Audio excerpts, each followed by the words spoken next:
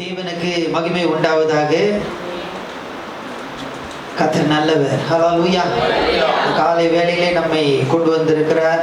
அவரை துதிக்க, அவரை பாட, தேவ வசனங்களை தியானிக்க தேவன் நமக்கு கிருபை பாராட்டி இருக்கிறார். ஹல்லேலூயா. எத்தனையோ பேருக்கு கிடைக்காத ஸ்லாக்கியம் ஆண்டவர் நமக்கு தந்திருக்கிறார். ஹல்லேலூயா.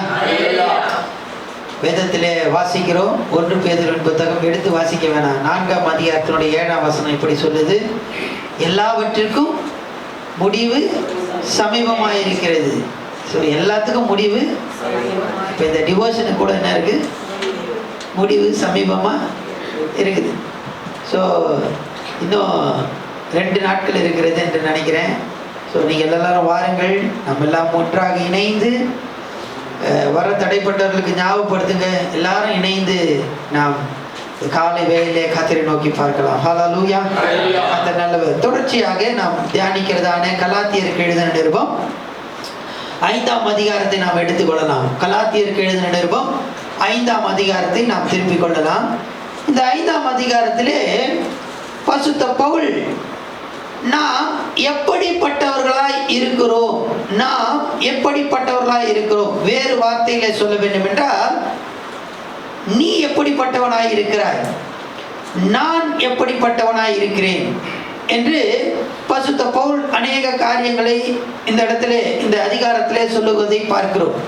இவர் இப்படி சொல்லுவதற்கு, இந்த 5ஆம் அதிகாரத்திலே இந்த காரியத்தை சொல்லுவதற்கு முன்பதாக இந்த 4 அதிகாரத்திலும் அநேக காரியங்களை நாம் பார்த்தோம். குறிப்பாக ஒரு காரியம் என்னவென்றால், நாம் நியாயப்பிரமாணத்துக்கு உட்பட்டவர்கள் அல்ல, நியாயப்பிரமாணம் அல்ல, கிருபையின் பிரமாணத்திலே ஆண்டவர் நம்மை நடத்துகிறார் என்று இந்த ஒரு காரியத்தை மையமாக கொண்டு அநேக காரியங்களை பல விதங்களிலே அதை அவர் விளக்குகிறதை நாம் பார்க்கிறோம். இப்படி விளக்கிவிட்டு இந்த 5ஆம் அதிகாரத்திலே அவர் சொல்லுகிறார்,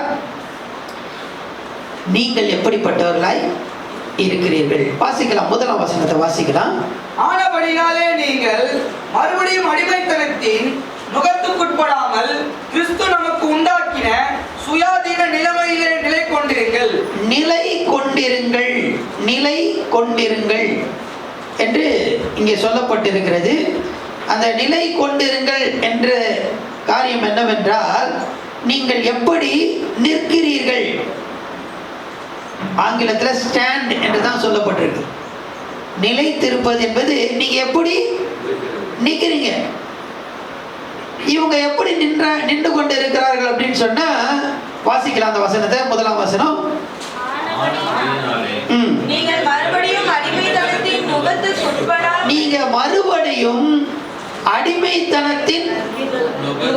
நுகத்துக்கு உட்படாமல்.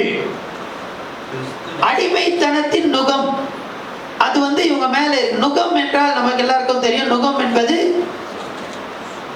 யோக் அப்படின்னு சொல்லுவாங்க. இந்த இடம் பிடரி, இந்த இடத்துல தான் நம்ம அந்த மாடெல்லாம் பார்த்தீங்கன்னா அந்த நுகத்தை எங்கே வைப்பாங்க? அந்த நுகத்தடி எங்கே வைப்பாங்க? இந்த இடத்துல. இப்போ இந்த கலாத்தியா சபையில் பார்த்தீங்க அப்படின்னு சொன்னால் எல்லாம் நிற்கிறாங்க. எப்படி நிற்கிறாங்க? மேலே என்ன இருக்கு? அவங்க கழுத்தில் ஒரு பெரிய பாரம் இருக்கு. என்னப்பா பாரம் அது அப்படின்னு பார்த்தா, வாசிக்கலாம் அந்த வசனத்தை.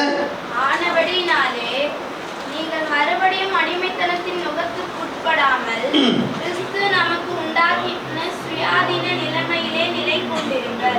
2ஆம் வசனம். இதோ நீங்கள் விருத்த சேதனம் பண்ணிக்கொண்டால் கிறிஸ்துவினால் உங்களுக்கு ஒரு பிரயோஜனமும் இல்லை. அவங்க என்ன சொல்றாங்க அப்படின்னு சொன்னா, விருத்த சேதனம் பண்ணணும், நியாய பிரமாணத்தை கடைப்பிடிக்கணும் அப்படின்னு சொல்லி ஒரு பாரமான காரியத்தை ஜனங்க மேல என்ன பண்றாங்க? வைக்கிறாங்க. அவங்களால எப்படி நிற்க முடியலன்னா, ஃப்ரீயா என்ன பண்ண முடியல? சுவாதீன நிலைமையில் நிலை கொண்டிருங்கள் அப்படின்னு போட. சுவாதீன நிலைமைனா ஃப்ரீயா அவங்களால என்ன பண்ண முடியல? அப்படி நிற்க முடியல. வெயிட் என்ன பண்ணுது? கழுத்துல இருக்கு. இன்னைக்கு நம்ம எல்லாரும் எப்படி நிற்கிறோம்? பரிசுத்த பவுல் அதான் கேட்கிற, நீங்க எப்படி நிற்கிறீர்கள்? நீங்க எப்படி இருக்கிறீங்க? ஏற்கனவே இந்த நீதிகரிக்கப்படுதல், நீதிமான் அப்படி அதை குறித்து நாம் பார்த்தோம். இந்த நீதிமான் ரைச்சஸ் அப்படின்னா என்ன அர்த்தம் அப்படின்னு சொன்னா நம்ம சொல்லியிருக்கிறோம் உங்களுக்கு. ரைட் ஸ்டாண்டிங் பிஃபோர் காட், ஆண்டவருக்கு முன்பாக சரியாக நிற்பது. இப்ப இவங்க நிற்க வேண்டும். ஆண்டவர் நம்மை நீதிமானாய் மாற்றி இருக்கிறார். விசுவாசமானது வாசித்தமே ஆபிரகாமுக்கு என்ன பண்ணாரு? நீதியாக எண்ணப்பட்டது. அவன் கர்த்தரை விசுவாசித்தான், அது அவனுக்கு. இதுதான் கடந்த அதிகாரத்துல பார்த்தோம். நீதிமானாய் நிற்க வேண்டும் என்றால் நேராக வளையாம நிக்கணும். ஆனா இவங்களுக்கு என்ன இருக்குன்னா, பாரமான ஒரு நுகம், பாரமான சுமையை அவர்கள் எடுத்து வைத்துக் கொள்கிறார்கள். இன்னைக்கு தேவ ஜனமே, நாம் எப்படி ஆண்டவருக்கு முன்பாக நிற்கிறோம்? அநேக நூதன உபதேசங்கள் இந்த நாட்களில் வந்து கொண்டு இருக்கிறது. அது எல்லாத்தையும் எடுத்து வைத்து கொண்டு நாம் நிற்கிறோமா? இல்ல ஆண்டவர் நம்மை வைத்ததான அந்த சுவாதீன நிலைமையிலே ஆண்டவர் நம்மை விடுதலையாக்கி இருக்கிறார். பாவங்களுக்கு நம்மை விடுதலையாக்கி இருக்கிறார். இப்படிப்பட்டதான தவறான போதனையிலிருந்து ஆண்டவர் நம்மை விடுதலையாக்கி சுவாதீன பிரமாணத்தை நமக்கு கொடுத்திருக்கிறார். அதிலே நாம் நிலைத்திருக்கிறோமா? இரண்டாவதாக வாசிக்கலாம் 4ஆம் வசனம். நியாய பிரமாணத்தினால் நீதிமான்களாக விரும்புகிற நீங்கள் யாவரும் கிறிஸ்துவை விட்டு பிரிந்து கிருபை நின்று விழுந்தீர்கள். இரண்டாவதாக, நீங்க முதல்ல நீங்க நிற்கிறீங்களா? எப்படி நிற்கிறீங்க? இரண்டாவது, நீங்கள் விழுந்து இருக்கிறீர்களா? வாசிக்கலாம் திரும்பமாக. நியாய பிரமாணத்தினால் நீதிமான்களாக விரும்புகிற நீங்கள், நீதிமான்களாக விரும்புகிற நீங்கள் யாவரும் கிறிஸ்துவை விட்டு பிரிந்து கிருபை நின்று விழுந்தீர்கள். விழுந்து இருக்கிறீங்களா அல்லது எப்படி இருக்கிறீங்க? நேரா நிக்கிறீங்களா? வசனத்தை வாசிக்கலாம். அப்போஸ்தலர் நடபடிகள் 15ஆம் அதிகாரத்தினுடைய 6ஆம் வசனம். 15ஆம் அதிகாரத்தினுடைய 6ஆம் வசனத்திலிருந்து வாசிங்க. 11 வரைக்கும் வாசிக்கலாம். இந்த காரியத்தை குறித்து ஆலோசனை பண்ணும்படி கூடினார்கள். எந்த காரியத்தை குறித்து வாசிக்கலாம்? தொடர்ந்து வாசிக்கலாம். தர்க்கம் உண்டான போது பேதுரு எழுந்து அவர்களை நோக்கி, சகோதரரே, நீங்கள் அறிந்திருக்கிறபடி புறஜாதியார் என்னுடைய வாயினாலே சுவிசேஷ வசனத்தை கேட்டு விசுவாசிக்கும்படி தேவன் அநேக நாட்களுக்கு முன்னே உங்களில் ஒருவனாகி என்னை தெரிந்து கொண்டார். இதயங்களை அறிந்திருக்கிற தேவன் நமக்கு பரிசுத்த ஆவியை தந்தருளினது போல அவர்களுக்கும் தந்தருளி புறஜாதிகளே ஆண்டவர் ரட்சிக்கிறார். அவர்கள்லாம் ஆண்டவர் கிட்ட வராங்க. அவர்களை குறித்து சாட்சி கொடுத்தார். விசுவாசத்தினாலே அவர்கள் இருதயங்களை அவர் சுத்தமாக்கி நமக்கும் அவர்களுக்கும் யாதொரு வித்தியாசம் இராதபடி செய்தார். அவர்களும் ரட்சிக்கப்பட்டார்கள். யூதர்கள் இருக்கிறாங்க, யூதர்களும் ரட்சிக்கப்பட்டிருக்காங்க. புற இனத்தார் உள்ள வராங்க, சபைக்குள்ள வராங்க, அவர்களும் ஆண்டவரை ஏற்றுக்கொண்டு அவர்களும் ரட்சிக்கப்பட்டிருக்கிறாங்க. இப்ப நமக்கும் அவங்களுக்கு யாதொரு வித்தியாசம் இல்ல. வாசிக்கலாம். இப்படி இருக்க நம்மளுடைய பிதாக்கள், இந்த முதிர்ந்த விசுவாசிங்க இருக்கிறாங்க பாத்தீங்களா, இவங்க என்ன பண்றாங்க? இவங்க தான் பிதாக்கள். ஏற்கனவே இவங்க நியாயப்பிரமாணத்தை அறிந்தவங்க யூதர்கள். இவங்க என்ன சொல்றாங்க? 10ஆம் வசனம். நம்மாலேயே சுமக்க முடியல அந்த நுகத்தடி என்ன பண்ணாங்க?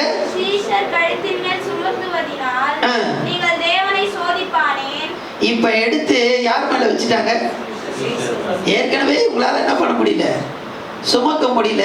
புதுசா ஒருத்தன் சர்ச்சைக்கு வந்தான், அவன் ரட்சிக்கப்பட்டிருக்கான், ஆண்டவர் அவனை ரட்சித்தார். இப்போ உள்ள இருக்கிற விசுவாசிக்கும் புதுசா வந்த விசுவாசிக்கும் எந்த வித்தியாசமும் இல்ல. ஆனா இப்ப என்ன பண்றாங்க? உள்ள இருந்தவங்க இவங்களாலே சுமக்க முடியாத நுகத்தடி எடுத்து யார் மேல வைக்கிறாங்க? இப்ப அவன் என்ன பண்ணுவான்? நிப்பானா விழுந்துருவானா? அததான் பவுல் சொல்ற. இப்போ வாசிக்கலாம் 5ஆம் அதிகாரம் 4ஆம் வசனம். கலாத்தியர் 5:4. நியாயப்பிரமாணத்தினால் இருக்கிற நீங்கள் யாவரும் கிறிஸ்துவை விட்டு பிரிந்து கிருபை நின்று விழுந்தீர்கள். கிருபை நின்று விழுந்துட்டீங்கப்பா. நீங்க நியாயப்பிரமாணம், விருத்த சேதனம் இதை என்ன பண்றீங்க அப்படின்னு சொன்னா அவங்க மேல என்ன பண்றீங்க? ஏத்துறீங்க. அவனால சுமக்க முடியல. அந்த நுகத்தடி ஏற்கனவே என்ன இருக்கு?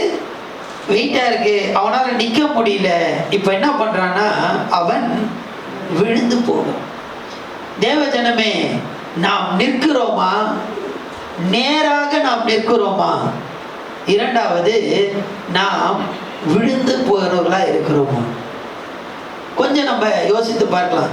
இவர்கள் விழுந்து போவதற்கு காரணம் என்னவென்றால் தேவையில்லாத காரியத்தை இவர்கள் மேல என்ன பண்றாங்க? ஏற்றி கொள்ளுகிறார்கள். இதை செய்யணும், அதை செய்யணும், அதை பண்ணணும், இதை பண்ணணும். எதையும் நம்ம பண்ண வேணாம். ஆண்டவர் நமக்கு கொடுத்திருக்கிற இந்த வேத வசனம், இதை நம்ம ஃபாலோ பண்ணாலே போதும். இன்னைக்கு அநேக நேரங்களில் நாம் அனுபவங்களை தேடி போகிறோம். பழைய எண்ணங்களை நாம் தேடி போகிறோம். இந்த அதிகாரத்தை நீங்கள் தொடர்ச்சியாக நீங்கள் பார்த்தீங்க அப்படின்னு சொன்னால் நம்ம தியானித்து கொண்டு இருக்கிறோம். அது எல்லாத்தையும் நீங்கள் ஒன்றா சேர்த்து பார்த்தோன்னு சொன்னால் இந்த காரியம் எல்லாம் இருக்கு. இஸ்ரவேல் ஜனங்க பார்த்தீங்க, இதுக்கு முன்னாடி பார்த்தீங்கன்னா அவங்க அனுபவத்தினாலே இருந்தார்கள். அநேக அனுபவம். ஆவியானவர் விட்டுட்டு அனுபவத்தில் அவர்கள் முக்கியத்துவத்தை கொடுத்தார்கள். அதற்கு அடுத்தபடியாக பார்த்தீங்க அப்படின்னு சொன்னால் இலூஷன் மெமரி, அதை பற்றி நான் சொன்னேன் உங்களுக்கு. ஏதோ ஒரு காரியத்தை அவங்க என்ன பண்ணுவாங்க, அதாவது பயாஸ் அப்படின்னு சொல்லுவாங்க. பயாஸ்னா என்னன்னா, ஏற்கனவே அவங்க மனசில் என்ன பண்ணும், அவங்க சிந்தையில் அவங்க மனசில் ஒரு காரியம் இருக்கும்.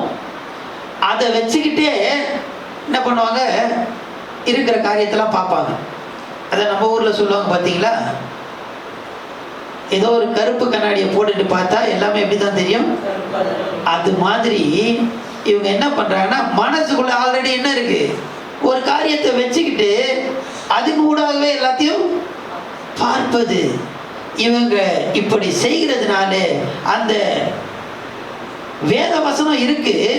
ஆனா என்ன பண்றாங்க, உலகத்துல இவங்க அப்படி பண்றாங்க, அவங்க அப்படி பண்றாங்க அப்படின்னு சொல்லி அதையெல்லாம் இவர்கள் கடைபிடிக்கிறதுனாலே என்ன பண்றாங்கன்னா பாரம் அதிகமாகுது, நிக்க முடியல. என்ன பண்ணிடுறாங்க சொல்லுங்களேன், விழுந்து போறாங்க. தேவஜனமே, ஆண்டவர் நம்மை சுவாதீன நிலைமையிலே வைத்திருக்கிறார், நம்மை விடுதலை ஆக்கியிருக்கிறார். இப்படிப்பட்டதான எல்லா விதமான பாரமான நுகத்தடிக்கு தேவன் நம்மை விடுதலை ஆக்கியிருக்கிறார். எனவே நாம் சார்ந்து கொள்ள வேண்டியது ஆண்டவரை மாத்திரமே. ஹல்லேலூயா. மூன்றாவதாக 7ஆம் வசனம் வாசிக்கலாம். நன்றாய் ஓடினீர்களே, சத்தியத்திற்கு கீழ்ப்படியாமல் போக உங்களுக்கு தடை செய்தவன் யார்? நீங்க நல்லா ஓடுனீங்க. மூணாவது அவர் என்ன சொல்றாருன்னா, முதல்ல நீங்க நிக்கிறீங்களா அப்படின்னு கேட்கிறார். ரெண்டாவது, நீங்க விழுந்து போயிருக்கிறீங்களா. மூணாவது, இப்போ நீங்கள் நன்றாய் ஓடினீர்களே, சத்தியத்திற்கு கீழ்ப்படியாமல் போக உங்களுக்கு தடை செய்தவன் யார்? தடை செய்தவன் யார்? தடை செய்தவன் யார் அப்படின்னு அங்க சொல்லப்படுகிறது. அதனோட அர்த்தம் என்னவென்றால், நீங்க வேறு வழியாய் ஓடுகிறீர்களா. நீங்க ஓடிட்டே இருந்தீங்க நல்லா, ஆனா இப்ப எப்படி ஓடுறீங்க, அந்த ஓடி வந்த வழியை தடை பண்ணிட்டாங்க. இப்ப எப்படி ஓடுறீங்க, வேறு வழியாய் ஓடுறீங்க. கடந்த வாரத்துல ஒரு இடத்துக்கு நாங்க போயிட்டு இருந்தோம். கிளம்புறதே லேட் ஆயிடுச்சு, வேகமா போயிட்டு இருக்கோம். பார்த்தீங்கன்னா இந்த அவுட்டர் ரிங் ரோட்ல வேகமா போயிட்டு இருக்கோம். திடீர்னு பார்த்தீங்கன்னா ஒரே டிராஃபிக். என்னடா இது, ஏதோ ஆக்சிடென்ட் தான் நடந்துச்சு போல இருக்கு அப்படின்னு பார்த்தா ரோடு என்ன பண்ணாங்க, பிளாக் பண்ணி வேற வழியா என்ன பண்ணாங்க, எங்களை அனுப்பிட்டாங்க. நாங்க என்ன பண்றோம், சுத்தி சுத்தி சுத்தி சுத்தி சுத்தி சுத்தி சுத்தி என்ன பண்றோம், போயிட்டு இருக்கோம்.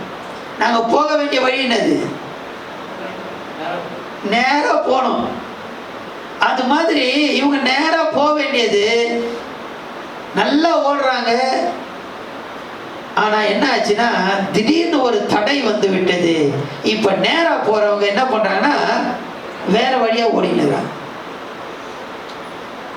இன்னைக்கு நாம் எப்படி இருக்கிறோம்? சத்தியத்துக்கு நிற்க முடியாதபடிக்கு நம்மை தடை செய்தவன் யார்? இன்னைக்கு அநேக தடைகள் இருக்கு. என்ன தடை இருக்கு? கொஞ்சம் யோசித்து பார்க்கலாம். இன்னைக்கு ஆண்டவர் ஆவியானவர் இந்த பவுலினுடைய வார்த்தைகள் மூலமாக நம்மோடு பேசுகிறார். என்ன சொல்றாருன்னா, நீங்க எப்படிப்பா இருக்கிறீங்க? நிக்கிறீங்களா? இல்ல விழுந்து போயிருக்கிறீங்களா? இல்ல நீங்க ஓடுறீங்க, ஆனா உங்களுடைய வழியை விட்டு விட்டு வேறு வழியாய் ஓடிக்கொண்டு இருக்கிறீர்களா?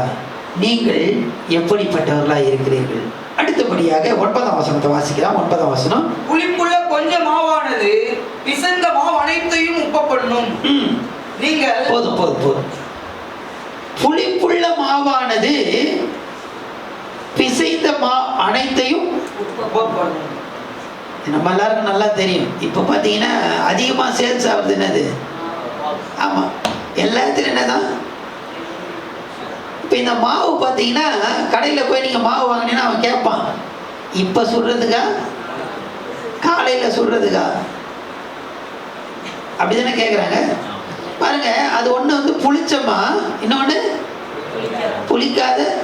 இப்போ இதை புளிக்க வைக்கணும்னா என்ன பண்ணணும் அப்படின்னா, ரொம்ப பெருசாக ஒன்றும் பண்ண வேணாம், கொஞ்சம் ஈஸ்ட் என்ன பண்ணாங்கன்னா சேர்த்தா போதும். தேவஜனமே,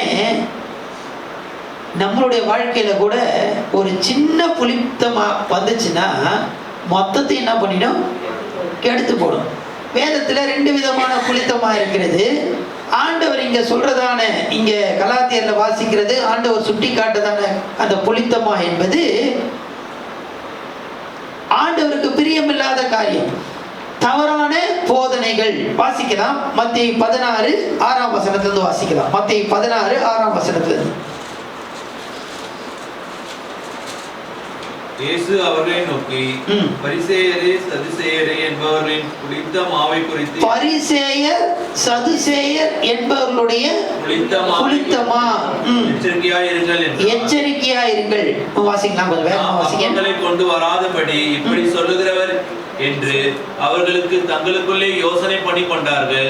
இயேசு அதை அறிந்து, அற்ப விசுவாசிகளே, அப்பங்களை கொண்டு வராததை குறித்து நீங்கள் உங்களுக்குள்ளே யோசனை பண்ணுகிறது என்ன? இன்னும் நீங்கள் உணர்வில்லையா?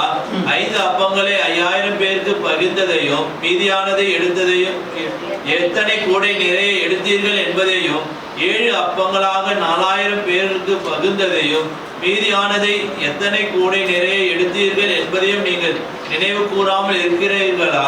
பரிசேயரே சதுசேயரே என்பவரின் புளித்த மாவுக்கு எச்சரிக்கையா இருக்க வேண்டும் என்று நான் சொன்னது அப்பத்தை குறித்து சொல்லவில்லை என்று நீங்கள் உணராதிருக்கிறது எப்படி என்றார். ஓகே, போதும் போதும். இங்க பார்ப்போம் என்றால் ஆண்டவர் சொல்றாரு, பரிசேயர் சதுசேயர் என்பவர்களுடைய புளித்த மாவுக்கு எச்சரிக்கையா இருக்குன்னு அவர் சொல்றாரு. ஆனா இவங்க என்ன நினைச்சிட்டாங்க? அப்பங்களை எடுத்துட்டு வரல, அதனாலதான் ஆண்டவர் என்ன பண்றாரு? அப்பத்தை பத்தி இல்லப்பா, தவறான போதனைகள். இந்த போதனை, இந்த புளித்தமா என்ன பண்ணுது அப்படின்னு சொன்னா, கொஞ்சம் புளித்தமா பிசைந்தமா முழுவதையும் என்ன பண்ணுது? புளிப்பாக்குகிறது. ஒரு சின்ன காரியம், தவறான காரியம், ஆண்டவருக்கு பிரியமில்லாத காரியம், ஆண்டவர் வெறுக்கிற காரியம், இதுல என்னங்க இருக்கு?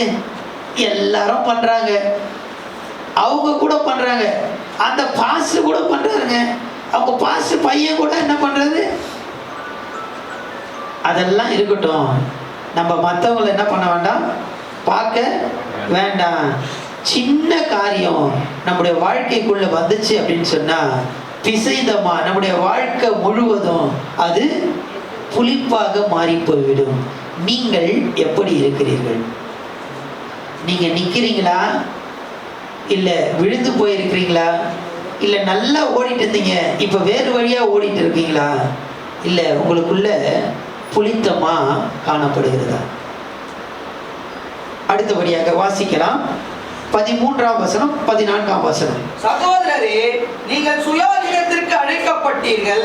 இந்த சுயாதீனத்தை நீங்கள் மாம்சத்திற்கு ஏதுவாக அனுசரியாமல் அன்பினாலே ஒருவருக்கொருவர் ஊழியம் செய்யுங்கள்.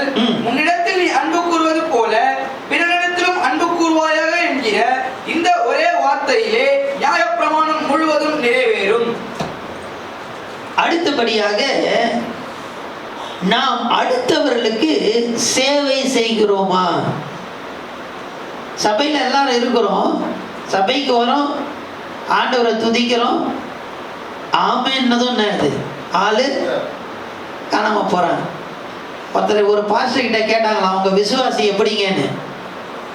அவர் சொன்னாராம், எங்க விசுவாசிங்களாம் நெல்லிக்காய் மூட்டையை அவுத்து விட்டா எப்படி இருக்குமோ அந்த மாதிரி அப்படின்னாராம். என்னங்க அப்படின்னா, நெல்லிக்காய் மூட்டையை அவுத்து விட்டா என்ன ஆகும்? அப்படியே ஒன்னொன்னு ஒரு திசையில ஆமென்னதும் அது ஆளெல்லாம் அப்படி இல்லை. எப்படி இருக்கணும்னு சொன்னா, ஒருவர் விசாரிக்கணும், என்னம்மா என்ன ஆச்சு, உடம்பு சரியில்லையே, என்ன ஆச்சு, ஆண்டவர் இந்த வசனத்தை பேசினாரு, இந்த வசனத்தை நான் என்ன பண்றேன், என் வாழ்க்கையில செயல்படுத்துறேன் அப்படின்னு சொல்லி ஒருவரை ஒருவர் என்ன பண்ணோம், விசாரிப்பது மாத்திரமல்ல, சேவை செய்ய வேண்டும். சேவை செய்ய வேண்டும். திரும்பவும் வாசிங்க 13ஆம் வசனம். சகோதரரே, நீங்கள் சுயாதீனத்திற்கு கடைசி வசனம், கடைசி பகுதியை வாசிங்க. அன்பினாலே ஒருவருக்கொருவர் ஊழியம் செய்யுங்கள். ஊழியம் செய்யுங்கள் என்று சொல்லப்படுகிறது என்னவென்றால், ஒருவருக்கு ஒருவர் நாம் உதவியாக சர்வீஸ், ஒருவர் விசாரிச்சு அவங்க தேவை என்ன, அதுக்காக ஜெபித்து நம்மளால முடிந்ததை அதை செய்யணும். அல்லேலூயா. இப்போ அடுத்தவர்களுக்கு நம்ம சேவை செய்கிறோமா அப்படின்னு சொன்னா எல்லாரும் சொல்லுவீங்க, நான் செய்யறேன் அப்படின்னு சொல்லி, ரொம்ப சந்தோஷம். ஆனா இவங்க கலாத்தியா சபையும் அதே மாதிரி தான், எல்லாம் நல்லா செய்வாங்க. ஆனா அவங்க எப்படி செய்தாங்க? ஏற்கனவே நம்ம பார்த்தவங்க எப்படி செய்தாங்க? என்னது? இல்ல, வைராக்கியமா அவங்க என்ன பண்ணாங்க, செய்தாங்க. அப்படின்னு நம்ம பார்த்தங்களா? அவங்க செய்தாங்க எப்படி? வைராக்கியத்துல செய்தாங்க. இப்ப அதை தான் சொல்றாரு இங்க, ஏப்பா நீங்க எல்லாம் செய்றீங்க, ஆனா எப்படி செய்றீங்க? நான் செய்யணும் இல்லப்பா, எப்படி செய்யணும்னு சொன்னா அன்பினாலே செய்யப்பட வேண்டும். அல்லேலூயா, அல்லேலூயா. நீங்க எல்லாம் செய்றீங்கப்பா, ஒருவர் விசாரிக்கிறீங்க, ஒருவருக்கு ஒருவர் உதவி செய்றீங்க. எதுக்குன்னா என்கிட்ட இதெல்லாம் இருக்குது அப்படின்னு காட்டுறதுக்காக செய்றீங்களா? இல்ல, அன்பினால செய்றீங்களா? ஒரு அருமையான ஆங்கில பாடல் உண்டு, எனக்கு ரொம்ப பிடிக்கும் அந்த பாட்டு. I love you with the love of the Lord. Yes, I love you with the love of the Lord. I can see the glory of the, I can see in you the glory of the King. அதாவது நான் உன்னை நேசிக்கிறேன். ஏன் அப்படின்னு சொன்னா, உன்னிடத்துல யாரை பார்க்கிறேன் அப்படின்னு சொன்னா, ஆண்டவரை நான் என்ன பண்றேன், ஆண்டவருடைய மகிமையை உன்னிடத்துல நான் பார்க்கிறேன். அதனால ஆண்டவருடைய அன்பின் நிமித்தமாக உன்னை நான் என்ன பண்றேன், நேசிக்கிறேன். I love you with the love of the Lord. அந்த பாடலை நானும் தமிழ்ல மொழிபெயர்க்கணும் அப்படின்னு சொல்லி பல முறை நான் முயற்சித்திருக்கிறேன்.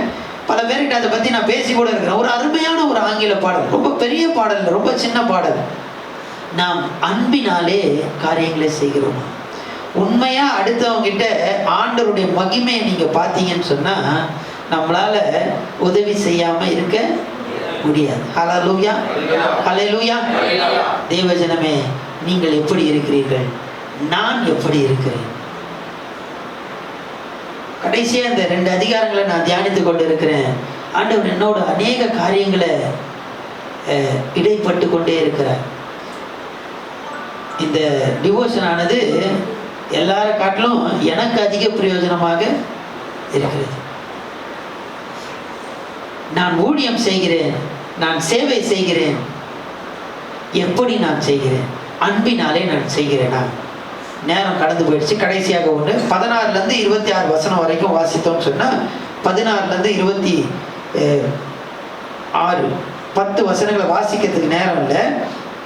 25ஆம் வசனத்தை வாசிங்க. 25. ஆவியினாலே பிழைத்திருந்தால், ஆவியினாலே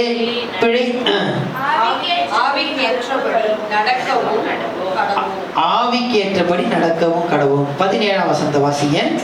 மாம்சம் ஆவிக்கு விரோதமாகவும், மாம்சம் ஆவிக்கு விரோதமாகவும், ஆவி மாம்சத்துக்கு விரோதமாகவும் இச்சிக்கிறது. நீங்கள் செய்ய வேண்டும் என்று இருக்கிறவைகளை செய்யாதபடிக்கு இவைகள் ஒன்றுக்கொன்று விரோதமாய் இருக்கிறது. நேற்றைய தினத்துல அதை பார்த்தோம். ஆபிரகாம் இருக்கிறாரு. ஆபிரகாம் சாராளோட சேர்ந்தா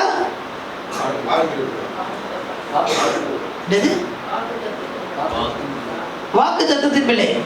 ஆவியோடு சேரும்போது வாக்குத்தத்தத்தின் பிள்ளை. ஆகாரோடு சேரும்போது மாம்சத்தின் பிள்ளை. தேவஜனமே, ஆவிக்கு ஏற்றபடி நாம் நடக்க வேண்டியது அவசியமாய் காணப்படுகிறது. ஹல்லேலூயா, ஹல்லேலூயா. நேரம் கடந்து போச்சு. நாம் எப்படி இருக்கிறோம்?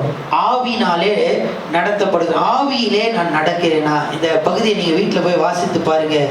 ஆவியிலே நடத்தப்படுகிற ஒரு அனுபவம் தேவை. நாம் நிற்கிறோமா? நாம் விழுந்து போகிறோமா?